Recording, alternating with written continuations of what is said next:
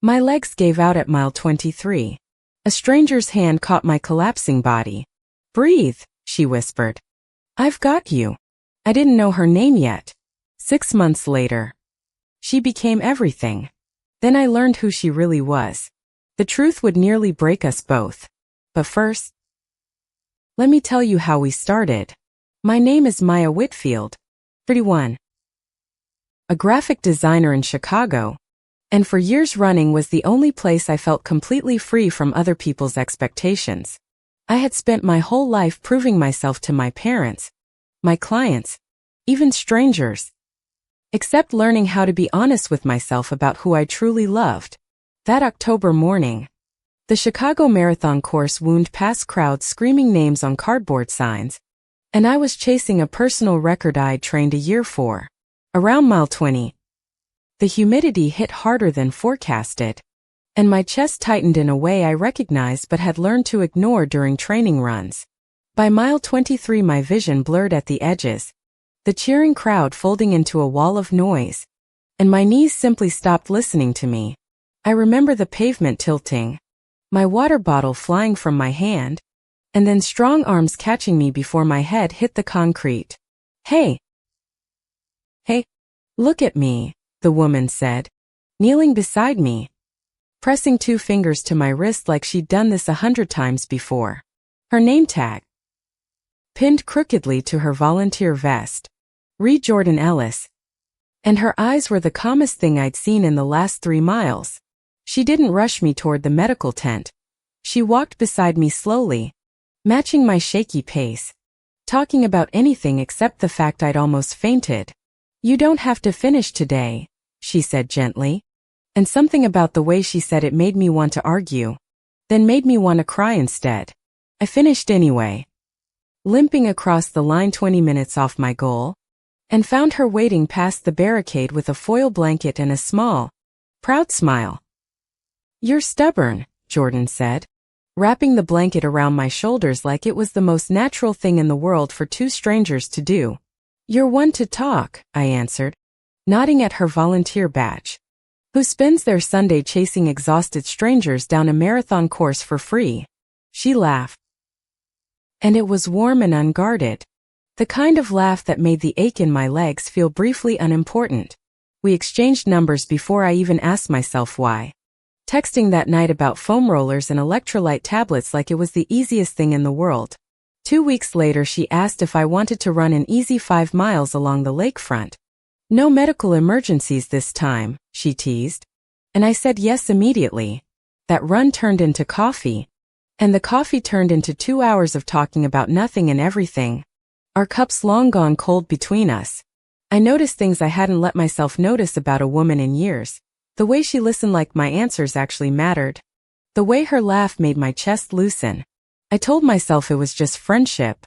The kind runners find easily. Built on shared mileage and shared exhaustion. Nothing more complicated than that. But I caught myself checking my phone for her texts before I checked anything else. And that small, quiet fact scared me more than the marathon had. My best friend Talia noticed first. "You talk about this Jordan a lot," she said one night, arching an eyebrow over her wine glass. "She's just a friend," I said too quickly. And Talia's silence told me she didn't believe me any more than I believed myself. Growing up in a devout household outside Nashville, I learned early that certain feelings were meant to be buried, not examined, and definitely never spoken aloud. My mother, Carol, still called every Sunday to ask if I'd met a nice young man, and I still answered every Sunday with practiced, evasive small talk.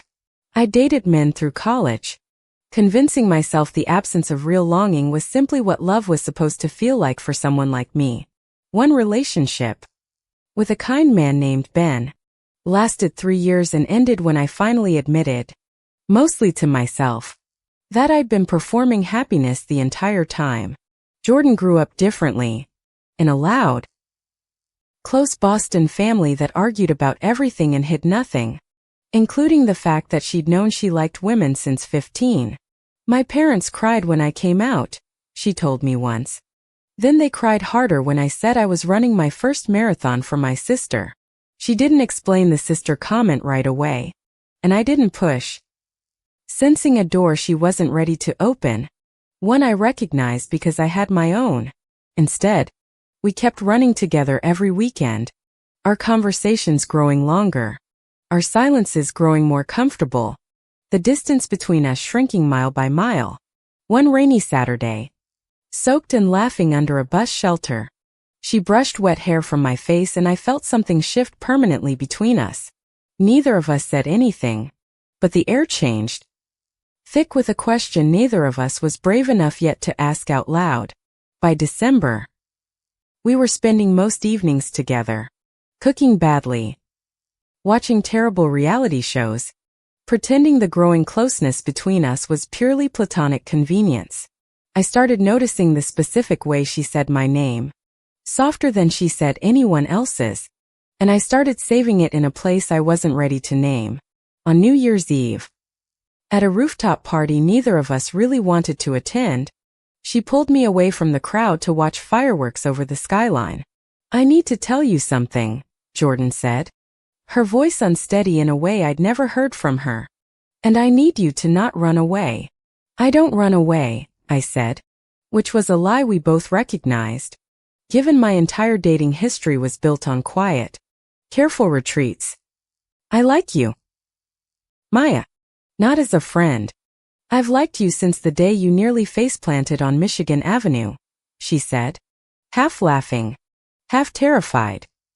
The fireworks kept exploding overhead. But all I could focus on was the pounding of my own heart. Louder than anything in the sky. I like you too, I finally said. The words leaving me lighter than I expected. Like setting down a weight I'd carried since childhood. She kissed me carefully. Like she was asking permission with every second. And I kissed her back like I'd been waiting my whole life to answer. We stood on that rooftop long after the fireworks ended. Foreheads together. Both of us grinning like fools who'd finally stopped running from themselves. The first months of dating Jordan felt like discovering a language I'd always understood, but never been allowed to speak aloud until now. We trained together every morning before work. Mapping our relationship in miles. Our love growing steadier with every route we mastered along the lake. She met Talia over brunch. And within an hour the two of them were trading embarrassing stories about me like old co-conspirators, which somehow felt like a blessing. I met her roommate. Her running club. Her favorite bartender. Each introduction a small unlocking. A door I hadn't realized I'd kept shut for years. For the first time. I didn't rehearse conversations in my head before having them. Being with Jordan simply felt like exhaling after holding my breath too long. She taught me to listen to my body during training instead of punishing it. A lesson that seemed to apply to more than just running. In February, she finally told me about her sister, Izzy, who died 5 years earlier after years of struggling silently. Something the family hadn't caught in time. I run for her now, Jordan said quietly. It's how I stay connected to the version of her that loved moving through the world. I held her that night without saying much, understanding that some grief doesn't need advice. Only presence. Only someone willing to stay in the room. That vulnerability deepened something between us. I trusted her with pieces of myself I'd never handed anyone, including my complicated relationship with my mother. By spring, Jordan had practically moved into my apartment. Her running shoes lined up beside mine. Her toothbrush claiming permanent residence in my bathroom cup. We signed up together for the Boston Marathon the following spring, training through brutal winter mornings, our breath clouding in the dark before sunrise. Co-workers started asking about my partner without me flinching. A small linguistic shift that felt enormous after years of careful pronoun avoidance. I posted a photo of us at a race finish line, and for the first time didn't crop Jordan out or caption it vaguely as a friend. My mother called an hour later. "Who is this woman in your picture?" she asked. Her voice tight in a way I recognized instantly. "That's Jordan," I said. My heart pounding. "She's my girlfriend." "Mom, I should have told you sooner."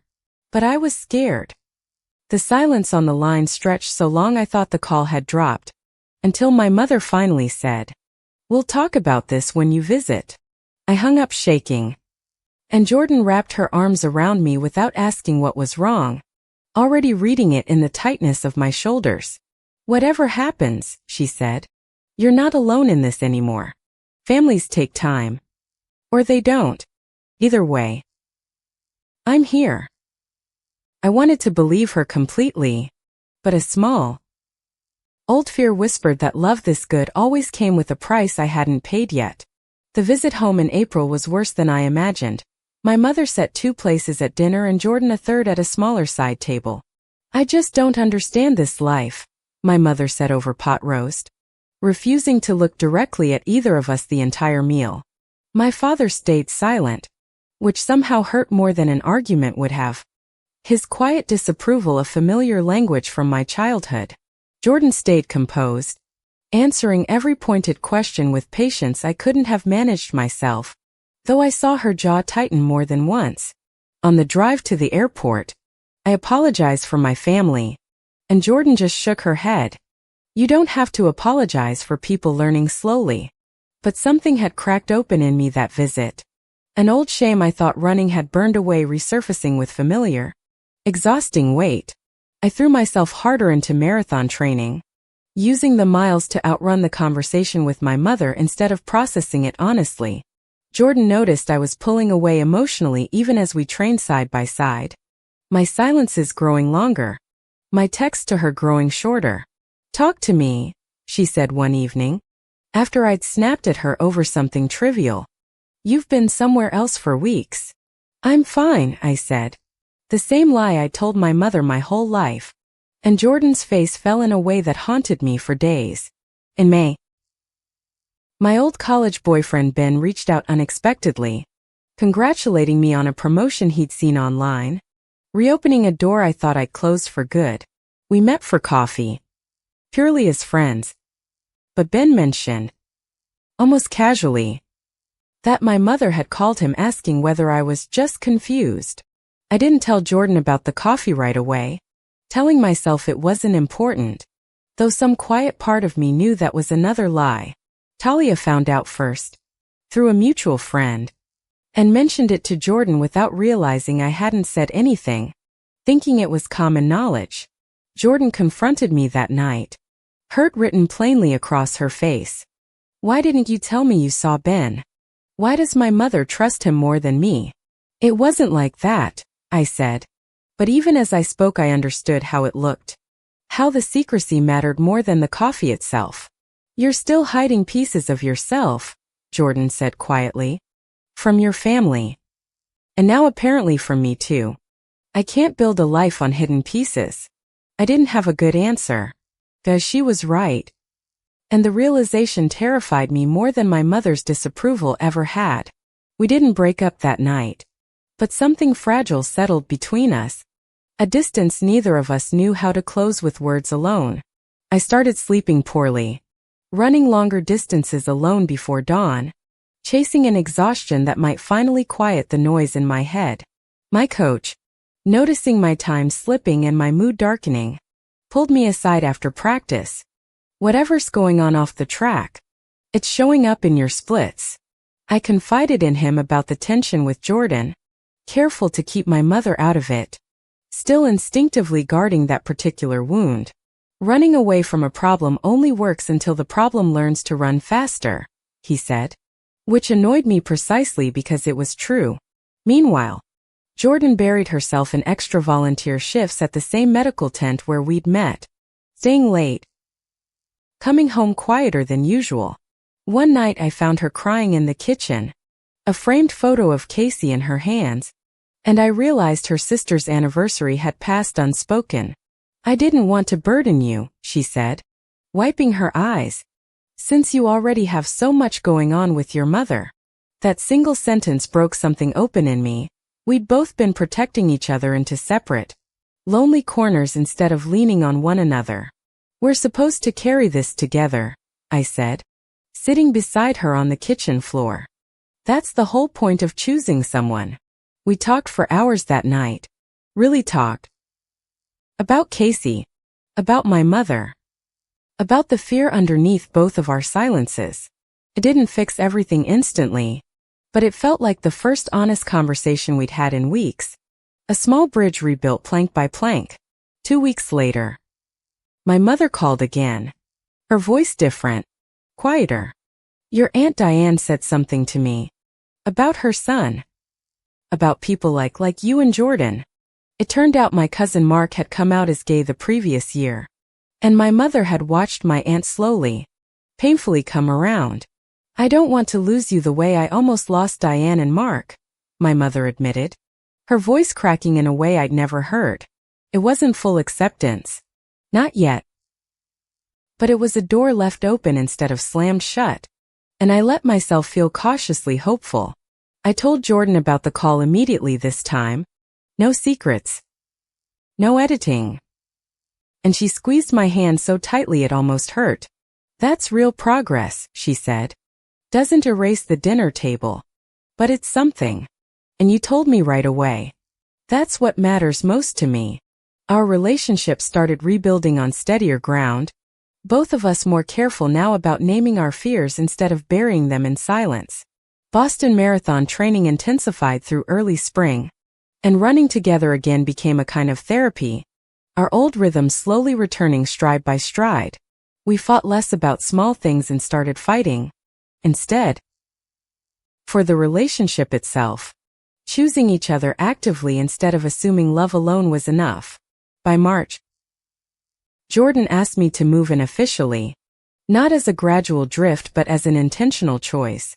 And I said yes without hesitation this time. Just as things steadied, Jordan's job offered her a promotion requiring relocation to Seattle.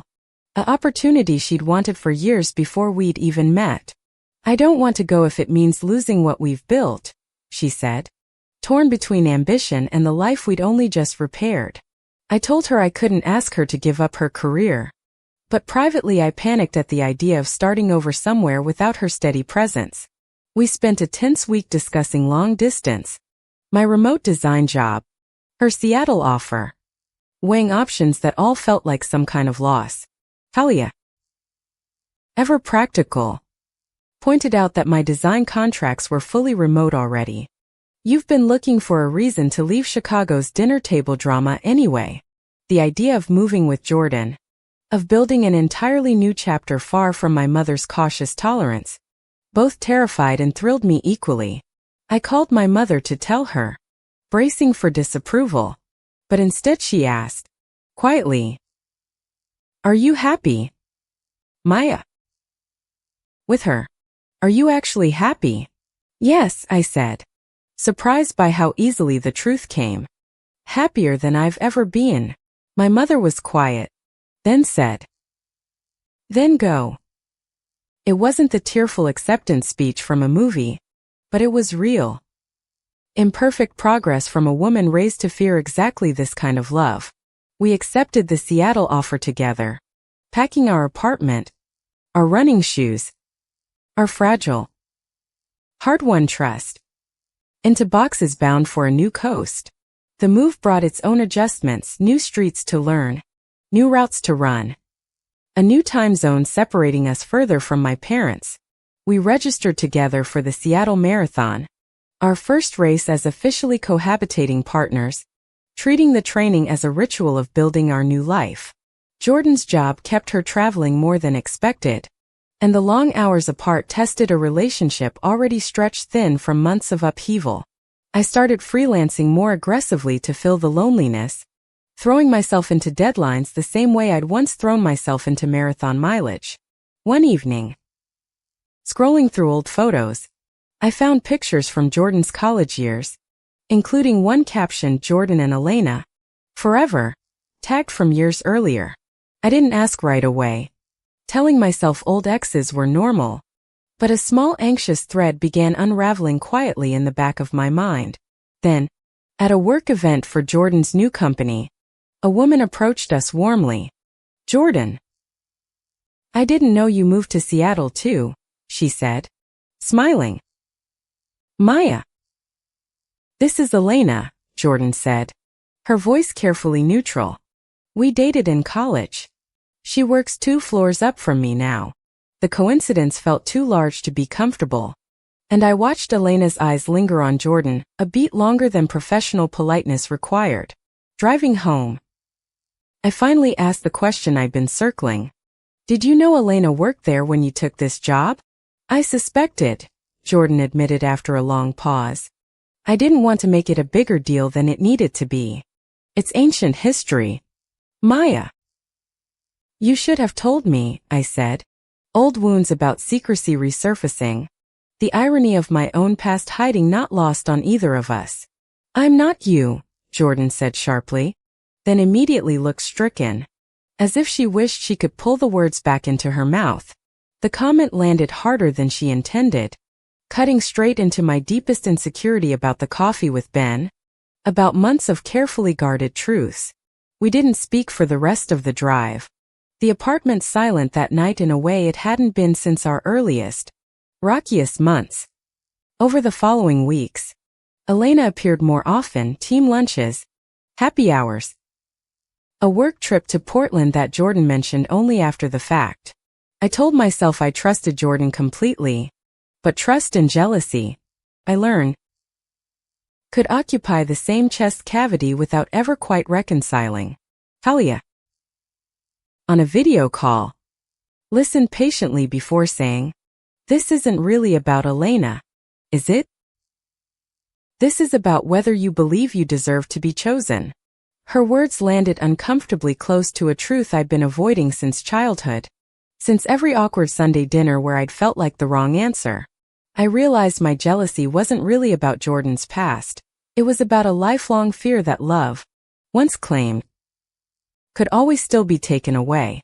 I brought this realization to Jordan one night, admitting the fear wasn't fair to her, that I was projecting old wounds onto a new relationship. I should have handled the Elena thing better too, Jordan said.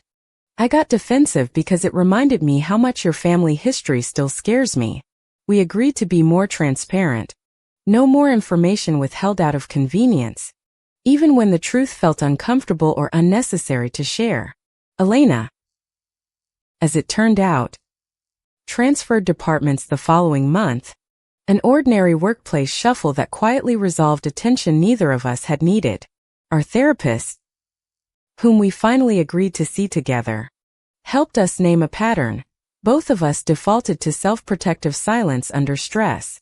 Slowly, session by session, we learned to say the uncomfortable thing early instead of letting it calcify into resentment neither of us could name. By autumn, we'd found a rhythm again, training together for a second Boston qualifier, our relationship stronger for having survived its first real test. Then, in November, my father called instead of my mother, his voice unusually urgent. "Your mom collapsed. They think it's her heart. Come home." I booked the first flight out, Jordan beside me without a second's hesitation, her hand gripping mine through the entire turbulent descent into Nashville. My mother lay pale in a hospital bed, tubes threading from her arm, looking smaller than I'd ever imagined the woman who raised me could look. "You came," she whispered when she saw me, then noticed Jordan standing quietly behind me. "You both came." "Of course we did," Jordan said gently, taking a seat beside the bed without being asked, as natural as if she'd always belonged there. Over the following days, Jordan brought my mother coffee, adjusted her pillows, made her laugh during a frightening, uncertain recovery neither of us had planned for. Watching them together, something in my mother's guarded expression softened permanently. The abstract idea of Jordan, replaced by the flesh and blood woman caring for her. "She's good to you," my mother said quietly one afternoon, while Jordan fetched ice chips down the hall. "I can see that now. I'm sorry it took this." "It's okay, Mom," I said, and meant it, understanding that people sometimes needed a crisis to finally see clearly what had been true all along. My mother recovered fully within weeks, the scare ultimately minor, but its aftermath permanently repaired something between the three of us that words alone hadn't managed. On our last night in Nashville, my mother hugged Jordan goodbye at the door, holding on a beat longer than politeness required. And I nearly cried in the driveway. Back in Seattle, our life felt settled in a way it hadn't since the move. The Elena tension resolved. My family finally, imperfectly, coming around. We threw ourselves fully into Boston Marathon training, waking at 5 most mornings, mapping long runs along the waterfront before the city fully woke. In January, Jordan started training differently, pushing harder, skipping recovery days I knew she needed, chasing numbers on her watch instead of listening to her body. "You're doing the thing you told me not to do," I said one morning, watching her limp slightly after an unnecessary speed session in freezing rain. "I'm fine," she snapped. The same 2 words she'd once gently taught me to stop using as armor, now weaponized against my concern. I recognized something familiar and frightening in her intensity. A shadow of the story she told me about Casey, about pushing past every warning sign. "Talk to me about what's really going on," I said carefully, remembering how she'd once pulled that same honesty out of me. Jordan finally admitted the Boston Marathon fell exactly on what would have been Casey's 40th birthday, and she felt an irrational need to somehow earn that mile. "I'm not running to hurt myself," she said, tears finally surfacing. "I'm running because some part of me thinks if I'm fast enough, it'll mean something." "It already means something," I said, holding her. "It means you loved her. You don't have to prove that with a finishing time." We adjusted her training plan together that week, prioritizing recovery, and I saw the tension in her shoulders ease for the first time in months. Race week arrived faster than either of us felt ready for. Our travel bags packed with gels, bib numbers, and 5 years of shared history. The night before the marathon, Jordan pulled a small box from her bag, and my heart stopped entirely before she even opened it. "I know this isn't traditional," she said, kneeling on our hotel room floor, "but I can't think of a better finish line than the one we're about to run toward tomorrow." "Ask me at the actual finish line," I said, laughing through sudden tears. "So I know for certain we both survive the hills first." She laughed too, closing the box, tucking it carefully into her race day bag instead, both of us buzzing with nervous, hopeful energy. Marathon morning was cold and clear, the kind of perfect running weather we'd hoped for through months of grueling winter training sessions. We started together, deliberately holding an easy pace, savoring the crowds instead of racing them, determined to experience this one differently. Around mile 18, the infamous Newton Hills began, and I felt my legs protest in the exact same way they had years earlier in Chicago.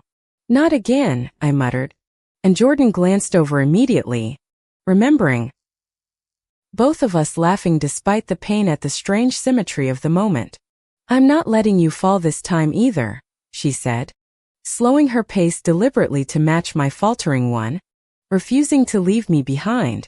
By mile 23, exactly where we'd met years before, my body screamed for rest, the same collapse threatening the same way it once had. "I've got you," Jordan said, echoing the exact words from that first day, taking my arm, matching my broken stride step for step. "Let's finish this together," she said, "the way we started it.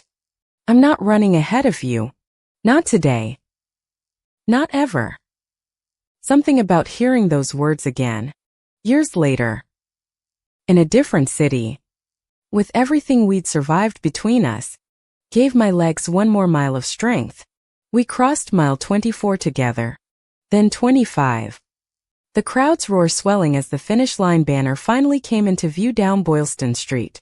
With 400 meters left, Jordan stopped completely, ignoring the runners streaming past, and pulled the small box from her waistpack instead.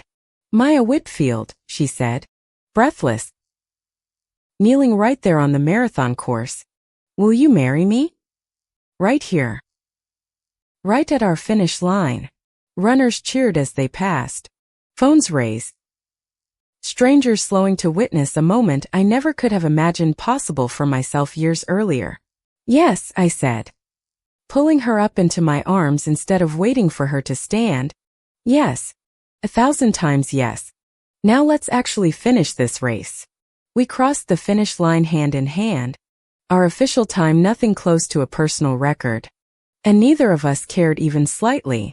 My mother, who had flown up as a surprise, was waiting past the barricade with a foil blanket exactly like the one Jordan had given me years before. I heard there was a proposal, she said, eyes wet, wrapping the blanket around both of our shoulders at once. I'm so proud of you both. My father hugged Jordan first, an act that would have been unimaginable 4 years earlier, murmuring a quiet, gruff welcome to the family against her shoulder. Talia appeared moments later, having flown in secretly with my parents, already filming the whole reunion for what she promised would be the wedding slideshow opener.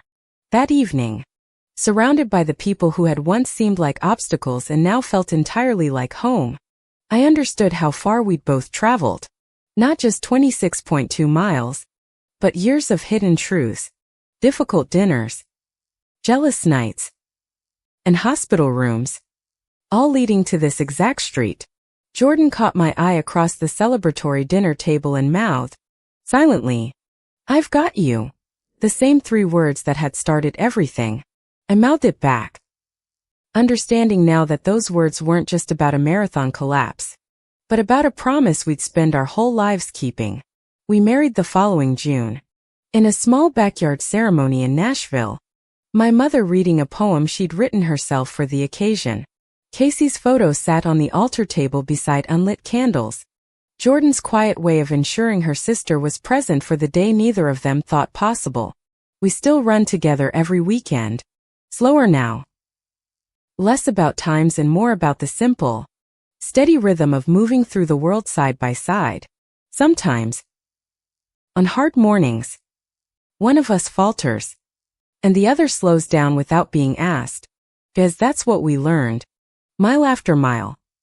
Love actually means, I no longer run to escape myself or outrun anyone's expectations. I run because Jordan taught me that finishing together matters more than finishing first. My mother calls every Sunday still, but now she asks about Jordan by name, asks when we're visiting, asks nothing evasive anymore at all. People sometimes ask how our story started, expecting something simple, and I tell them the truth. I collapsed, and a stranger slowed down to carry me home. What I don't always say is that she never stopped slowing down for me since, through every mile, every doubt, every finish line we've crossed together. Andy.